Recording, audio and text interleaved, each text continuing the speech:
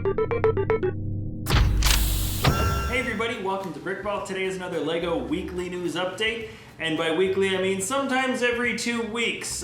We have been working very hard at turning our studio into a physical space, and there's still more stuff that we're doing, but we're actually open now for the weekends for scheduled tours or drop-ins, so I highly recommend if you guys want to see some cool, amazing custom creations here in person, you can totally visit us in San Diego on the weekends. You can check out the link in the description below for more information, but we were so busy working on stuff for the physical space here, some of the displays, some of the other builds, everything, all the weird logistical stuff that goes along with it. Missed news and top 10 mocks last weekend, so this week is 2 weeks worth of LEGO news. Needless to say, there's a lot of stuff. There were actually some big weeks, or at least last week, and a bit of this week. Pretty big in terms of news, so it's a little bit of a longer episode. Hope you guys enjoy, and I'm not going to waste any more of your time, so let's jump right in right now. So jumping right in, I know I mentioned a couple weeks ago that there was a vote on the next Star Wars UCS set. It was between the Nebulon V, the Republic Gunship, and the TIE Bomber. Guess what? No surprise, the Republic Gunship won. And I know I voted for the Nebulon V, but it seemed pretty obvious that this was going to be a fan favorite. I hope the design team does an awesome job with it. And no, I do not believe it is going to be the next one. They're going to have to do quite a bit of design time to get prepared. It probably will come out next year, would be my guess. This week also there was a few trailers that's got just about everything every Ninjago season has, but this time it's digital. Guess I'm doing all the video news first because also the Ideas International Space Station designer video is out. I personally like these ones a lot. The designers get to talk about some of the major challenges and design innovations that they had to work on in order to make it actually a feasible model. In this instance, the space station was designed for 0G, and the LEGO set certainly was not. Links to everything I'm talking about are in the description below as always if you want to see any of these vids. And then the Ninjago Merchant Avatar J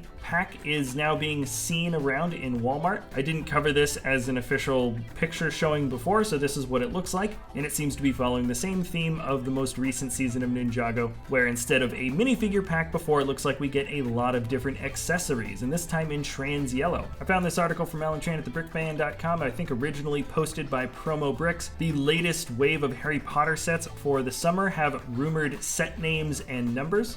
Nothing is confirmed, but personally I am definitely looking forward to, I think, all of these sets. They all seem like pretty cool names. The buildable Hedwig definitely grabs my attention, and there is going to be another collectible minifigure series, it looks like. Also this week, the LEGO Masters TV show has premiered. Episode 1 is out. I had a lot of fun watching it. I don't normally watch reality-based TV shows, but it is LEGO. Some of the creations were really cool, and I ended up actually enjoying the show a little bit more than I initially expected. It is pretty entertaining, and the only disappointment for me is that I did not get to see more of the intricate building techniques on the inside. The theme park theme required a lot of technical skill, and that's usually where I get the most excited, seeing how particular things went together. Anyways, you can actually watch the first episode for free. Alan Tran did a great recap of the episode on his website, so I'm just going to leave that link in the description below. And then speaking of Masters, I've also left this link in the description, but there's also a sweepstakes that you can win on behalf of the Masters TV show. It's part of the promotion. If you buy LEGO from now until April 30th and then enter in your receipts to this particular website linked, every $10 gives you a chance to win one of several prizes. You can win a year's worth of supply of LEGO sets worth something like $3,000. That's the grand prize. So I think it is definitely worth checking out, entering your LEGO purchases in there. And I know we are going to be doing that here at the studio because that would be awesome to get one of these cool prizes. There's some other things you can win as well. Now this story is definitely big for us here in the studio. It regards the AMA that LEGO did on behalf of Bricklink. I mean, technically it's a Bricklink AMA, but they were all of course about the LEGO acquisition and the future of the website. And for the most part, I'm pretty happy with the way LEGO answered most of their questions. If they stick to what they're saying, I don't believe that Bricklink is actually going to be affected in a huge way, at least not initially. And I thought the biggest thing thing that they announced was from question 25, where LEGO basically said that they are working on Bricklink having a single transaction button when trying to buy a completed wanted list. On top of that, they also said in another question that they are working on a mobile app that's going to have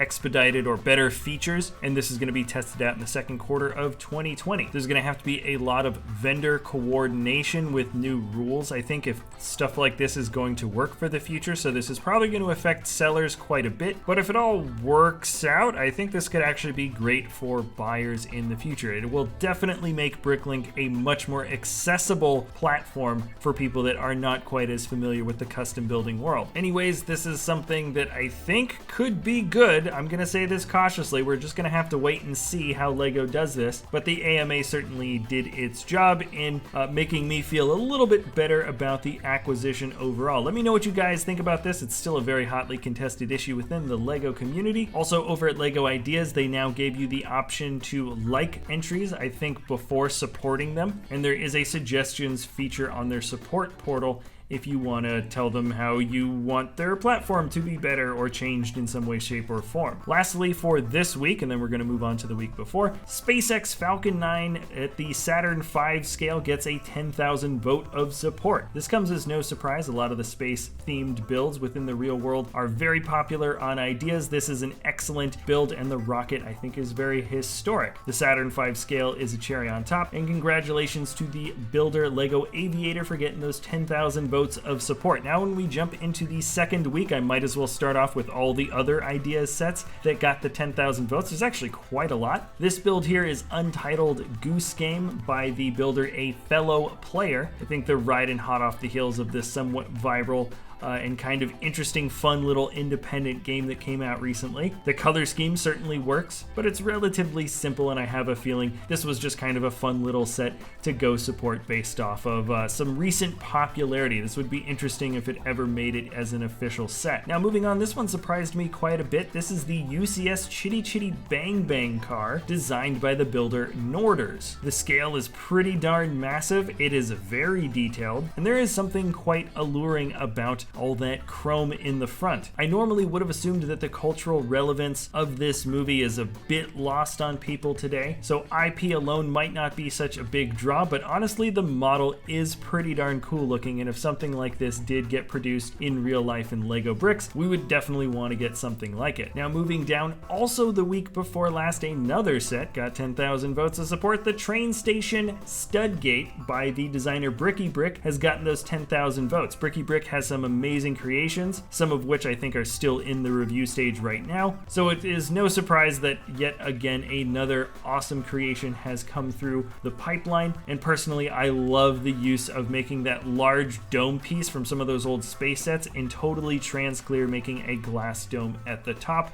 That looks amazing, and though it is not built at a 32 by 32 modular scale, I don't think that would technically hurt its chances at being developed, because we did get the old fishing store, which isn't supposed to be built at the modular scale, and the pieces here are big enough to hopefully keep that part down relatively low, even though it is a pretty detailed looking model. Anyways, out of all the builds that got passed through for those 10,000 votes, I'm thinking the train station and SpaceX have the highest chances of getting through. I'm not totally sure, but honestly, I have been wrong before in the past, and I'm just glad that a lot of people are participating in the Ideas voting system. Let me know which ones are your favorite in the comments below, and now let's move on to the February store calendar that was announced at the beginning of the month. The free space patch with the purchase of the International Space Station promotion that lasts only for another 2 days, and then starting yesterday you get a free LEGO Friends chocolate box and flower set with the purchase of $35 or more, or while supplies last. There's some new LEGO City Play features happening for the entire month of February. Apparently you get to test out some new lights, sounds, and magnetics and a ripcord. Then there's a registered building event for adults only on the 11th where you get to build a Valentine Valentine's Bear, Minifigure Swap Monday on the 17th, and then for the 20th there is another building event for ages between 6 and 14. The drag racer is still technically available for another couple of days if the supplies are still there. That's the Hidden Side promotional set, and that's basically it for the month of February. But don't go away yet, there's still some new official things announced. The Dots theme has been officially announced along with a designer video, and for the most part the theme seems pretty straightforward. The different sets will give you lots and lots of different tile pieces in those half-quarter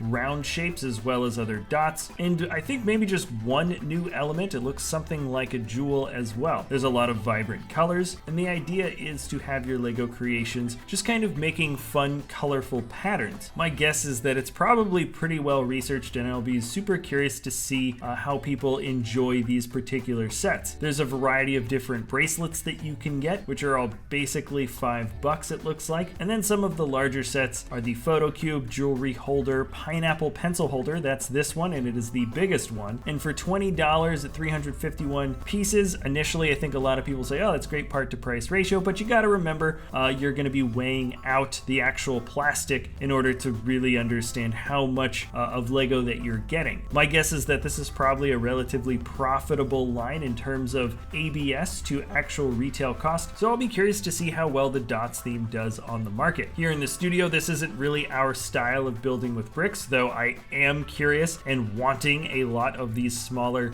detailed pieces because they're incredibly useful for custom building. And if this line does well and they produce lots more of these sets, then we're going to be getting a ton of these flooded onto the market. And if they don't do well, they'll probably be sold for under retail cost at some point, and then we'll be flooded with less of them onto the market, but they'll probably even be a little cheaper. Personally, I think this is just a win-win for custom building regardless. And let me know what you guys think of the theme yourselves. I was kind of hoping for more new elements. As far as I can tell, there's just a single new element and lots of new prints, but if this ends up being a cost-effective way for getting these fun detailed pieces, then fine, go for it. I am all about it. And then moving on, Lego has officially announced from the Nuremberg Toy Fair that they are going to be partnering with the Fast and Furious franchise, and Technic will be making the iconic Mitsubishi Eclipse 1995 car from the first film. This was a rumor, now it is officially announced. And then on top of that, Technic also announced they are doing a Lamborghini set. I don't know which